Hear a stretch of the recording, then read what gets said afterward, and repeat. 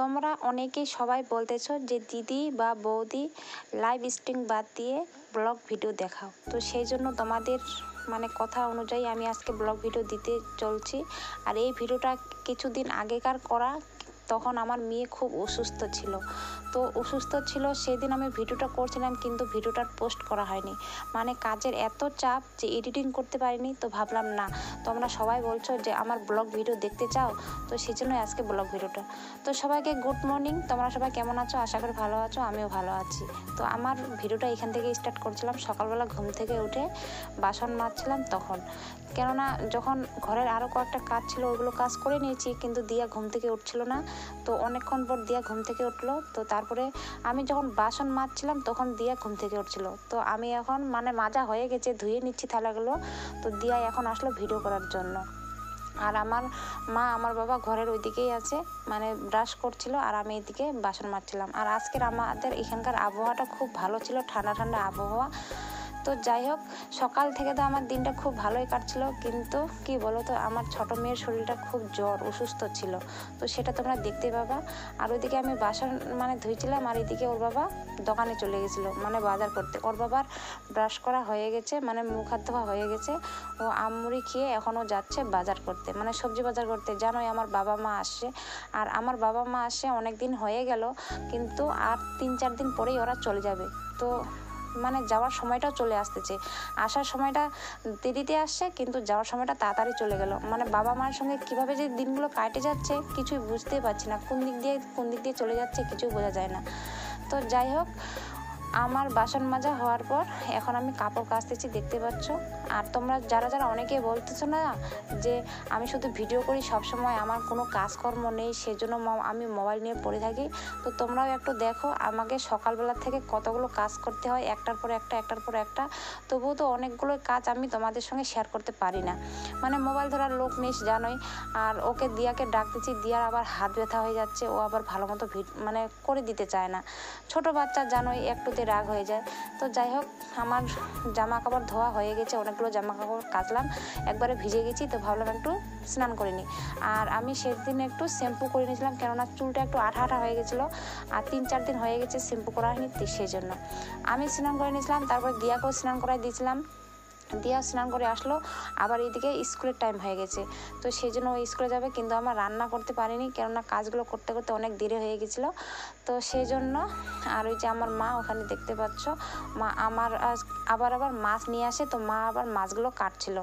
তো যাই হোক, তারপরে দেখো টুসুকে ঘুম থেকে উঠছে। টুসুর খুব জ্বর, ওকে ওষুধ খাওয়াতে হবে, ওষুধ খাওয়ালাম ওকে, ওষুধ খাওয়া দাওয়া একটু ওকে কোলে নিয়ে বসে আছি। আর ওর খুব জ্বর, হাত পা মাথা খুব গরম হয়ে আছে। তো জ্বর আসলে জানোই সবারই হাত পা ব্যথা হয়। তো আমি ভাবছি কি আমার মেয়েটারও হাত পা ব্যথা করতেছে নাকি, একটু চাপে দিই। তো ঠিকই যখন হাত পাগুলো চাপতেছি না, তখন কি আরাম করে ছিল, খুব ওর আরাম লাগছিল যখন আমি ওর হাত পাগুলো চাপি, জানো। আর ওইদিকে তো দিয়ার স্কুলের টাইমও হয়ে যাচ্ছে, আমরা মা মেয়ে একসঙ্গে স্নান করছি। তো যাই হোক, তারপরে দিয়া অনেকক্ষণ ধরে ওর হাতগুলো চাপছে, ও এখনও 10 মিনিট টাইম আছে, 9:50 বাজে, তো 10 মিনিট আছে। তো ওর বুনুর কাছে আসলো, বসলো, একটু আদর করলো। তারপরে আমি হাত পা চাপতেছি, তো ও হাত পা চাপে দিচ্ছে। কি বলবো বলো তো, ওর কি যে হয়েছে আজকে নিয়ে, 5 দিন না 6 দিন হয়ে গেল, কিন্তু জ্বর ওর না। ওষুধ খাওয়াই, এই যে ওষুধ খাওয়াবো না, ওষুধ খাওয়াইতে হয়, এখন একটু ঘুমাচ্ছে, ঘুম থেকে উঠবে, আবার তখন খেলবে, হ্যাঁ 2-3 ঘন্টা খেলবে, আবার তখন দুপুরবেলা আবার জ্বর আসবে, এইভাবেই দিনগুলো যাচ্ছে। তো যাই হোক, এখন আমাকে যেতে হবে রান্না করতে। আর এখানে না বমি করে দিয়েছিল, ওষুধগুলো খাওয়াছিলাম, তো ওষুধ খেতে খেতে বমি করে দিয়েছিল। তো ও তো ওখানে ঘুমাচ্ছে, দিয়া চলে গেছে স্কুল। তারপরে আমি ওর বমিটা পরিষ্কার করলাম, ঘরটা একটু পরিষ্কার করে ঘরটা পুরো মুছে টুছে এই যে এখন আসলাম রান্না করতে। আর এই যে মাছ আনছে, বলেছিলাম মাছ আনছে, তো মাছগুলো আমার মা কেটে ভালো করে রাখছিল, তো ওখানে এগুলো রান্না করব। আর এই যে এইদিকেও ঘুমাচ্ছে। তো এখন একটু আমি মোবাইলটা চার্জে দেবো, আবার তোমাদের সঙ্গে একটু পরে কথা হবে, কেননা মোবাইলটা আবার চার্জও ছিল না। তো সেই জন্য এখন একটু মোবাইলটা চার্জে দেবো। তো যাই হোক, তারপরে একবারে অনেকক্ষণ পর ভিডিও করতেছি। এটা কখন বলো তো, একবারে বিকাল, কেননা মন মেজাজ একটুকু ভালো ছিল না, তো সেই জন্য ভিডিও করা হয়নি। খাওয়া দাওয়া হয়ে গেছিলো, এখন 3:30 বাজে, মানে 3:30 না, 5টা কি কয়টা যেন বাজে। আর আজকে আবার আমার মা বাবা যাবে বোনের বাড়ি, তো দিয়াও যাবে ওর মাসির বাড়ি, মানে ও টিউশনি থেকে আসলো, টিউশনি থেকে এসে আবার বইয়ের ব্যাগটা নিয়ে যাচ্ছে, কারণ একটাই মাসির বাড়ি কাছেই, তো বলছে মা আমি আবার সকালবেলা চলে আসবো, স্কুল যাব কালকে সকালবেলা এসে, আমার দাদু আসবে আমাকে রাখতে, ও মানে চলে যাবে, থাকবে না। আর এই যে আমি যে খাচ্ছি ওইটা হচ্ছে গজা। তো আমার বাবা নিয়ে আসলো যে বোনের বাড়ি নিয়ে যাবে, আমি আবার ওইখান থেকে একটা বের করে খেয়ে নিচ্ছি। আর টুসুকে ওখানে মাঝরাতে শুয়ে রাখছি, ও ঘুমাচ্ছে, ওর একটু জ্বর কমে গেছে, তো জ্বর কমে গেছে কিন্তু এখন, সেই জন্য একটু ভিডিও করতেছি। যদি ওর জ্বর না কমতো আমি কিন্তু ভিডিও করতাম না। তো যাই হোক, আমি ভাবলাম কি মা বাবা যখন বোনের বাড়ি যাচ্ছে, তো আমি একটু ভিডিওটা করে নিই, সেজন্য করে নিলাম।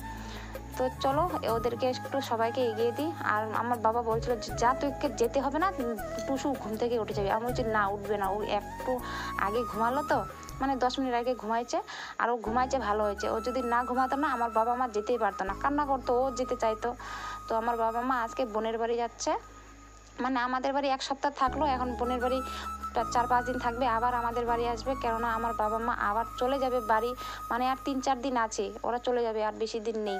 মানে ওরা 25 দিনের জন্য আসছিল, তো দেখতে দেখতে 25টা দিন কীভাবে যে কেটে গেছে আমরা মানে টেরও পাচ্ছি না, দেখতে দেখতে দিনগুলো চলে যাচ্ছে। তো এই যে মা বাবা দিয়া চলে যাচ্ছে ওদের মাসি বাড়ি, মানে আমার বোনের বাড়ি। আর এই যে আমাদের কালু দেখতে পাচ্ছ, কালু এগিয়ে দিতে আসছে, এটা হচ্ছে আমাদের পোষা কুকুর। তো তারপরে ওদেরকে এগিয়ে দিয়ে আসলাম, এসে দেখি কি আমার টুসু মামা উঠে গেছে, আর আমি রেডি হয়ে গেলাম।